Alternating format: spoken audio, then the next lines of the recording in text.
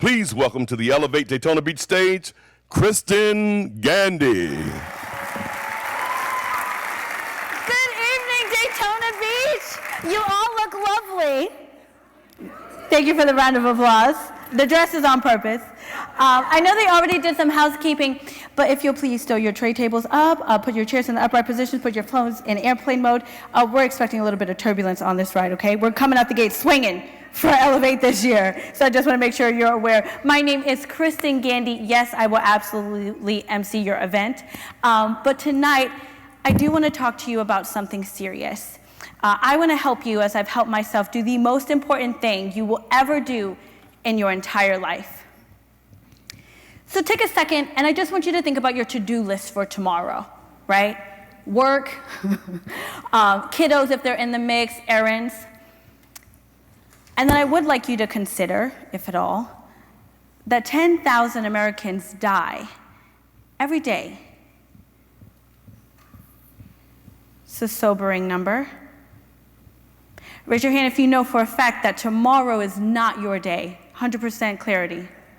Okay, we got some Miss Cleos in the room. Go see them afterward. But we know our time is not forever. But we don't always spend it like it's finite.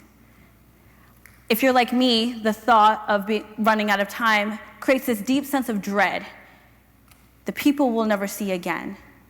The dreams that we never accomplished.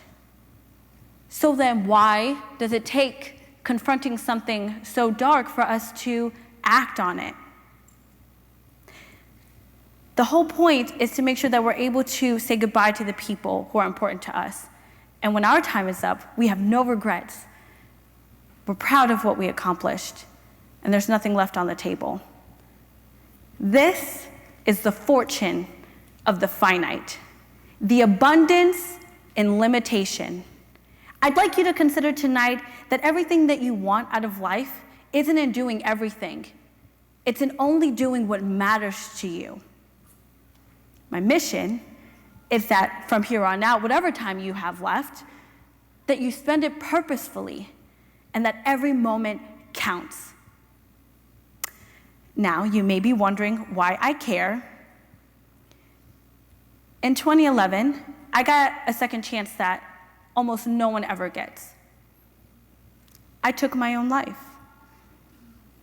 Obviously, not very well. EMTs are better at what they do than what I tried to do.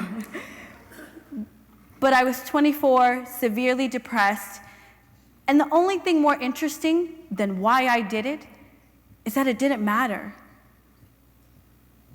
None of those people, those circumstances, not even 3 months later, none of it mattered. So I had made this grave, permanent decision based on something that was temporary. I almost, if it were up to me, I lost everything for nothing. So now, I kind of hyper-focused. It made me change my perspective and how I look at things. And I also make the people around me question why they do what they do. What are you doing every day? And is what you're doing going to matter in the end so that you feel like there's nothing left for you to do? And that can be quite overwhelming.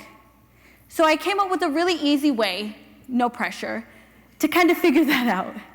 Step one, get a big old piece of paper and write down everything that you want. And I'm serious. Big booty, handsome husband, get the career, write it down. And then you can only pick 5 things. Well, why 5? Because time is of the essence.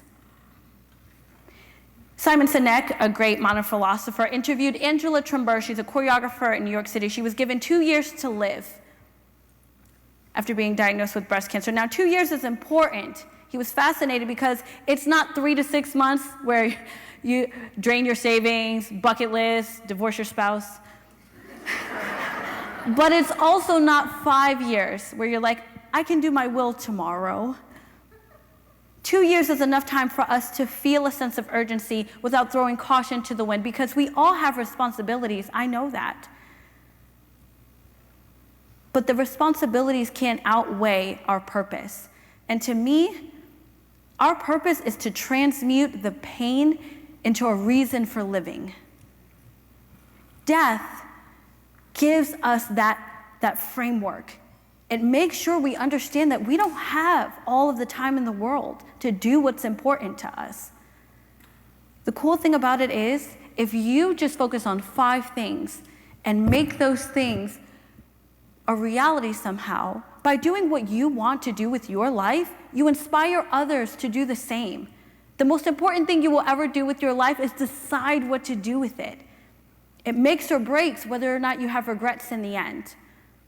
For me, I cannot wait to see how much more beautiful the world is when you decide to do what's important for you, so that when the clock runs out, you're ready. Thank you, Daytona Beach.